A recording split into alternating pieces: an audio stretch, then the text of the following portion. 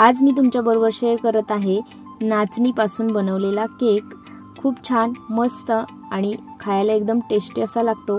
त्यासाठी मी इथे गॅसवरती कुकर ठेवून त्यामध्ये स्टँड ठेवलं व कुकरच्या झाकणाची रिंग काढून घ्यायची व शिट्टी काढून घ्यायची आणि फ्री हीट होण्यासाठी 10 मिनिटं ठेवून द्यायचं। त्यानंतर आपण ज्या मध्ये केक बनवणार आहे भांड्यामध्ये त्याला बटर पेपर लावून घ्यायचा।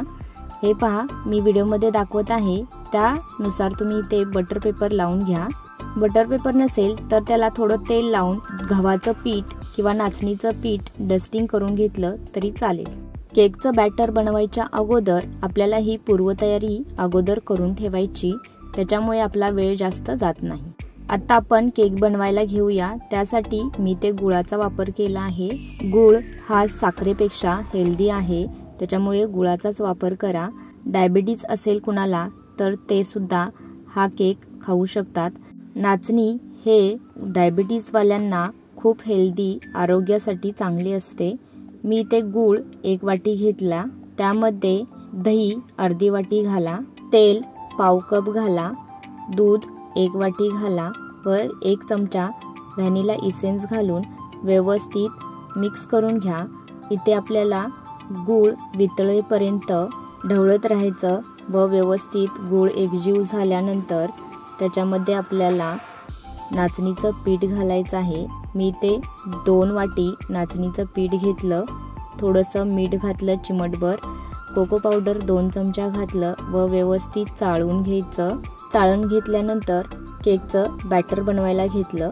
बॅटर जास्त घट्ट ठेवायचं नाही, नाचणी असल्यामुळे थोडंसं सैल असं ठेवायचं। आता याच्यामध्ये 1 चमचा बेकिंग पावडर व पाव चमचा बेकिंग सोडा घालून त्याच्यामध्ये पाव कप दूध घातलं व व्यवस्थित मिक्स करून घेतलं। दूध थोडं कमी पडलं होतं म्हणून 2 चमचे दूध वरतून अजून घातलं व बॅटर बनवताना एका दिशेने फिरवत राहा। हे पहा कन्सिस्टन्सी अशी हवी पाहिजे। आता आपण बॅटर केकच्या टीनमध्ये काढून घेऊ। हे पहा या पद्धतीमध्ये केकचं बॅटर झालं पाहिजे। खूप छान मस्त झाले। 2 वेळा टॅप करा व वरतून सजावटीसाठी तुमच्याकडे ड्रायफ्रूट जे अवेलेबल असतील ते वरतून तुम्ही लावू शकता। मी ते बदाम व भोपळ्याच्या बी म्हणजे पंपकिन सीड लावले आहेत व गरम कुकरमध्ये ठेवून दिलं। 40 मिनिटासाठी लो गॅसवरती आपल्याला इथे केक बेक करून घ्यायचा आहे। 40 मिनिटं झालेत आणि केक खूप छान मस्त असा बेक झालेला आहे, तुम्ही पाहू शकता। आता मी इथून काढून घेते व थंड झाल्यानंतर आपण याच्यातून टीनमधून बाहेर काढू। थंड झालेला होता म्हणून मी ते टीनमधून काढून घेते। खूप छान मस्त असा केक बनून रेडी आहे।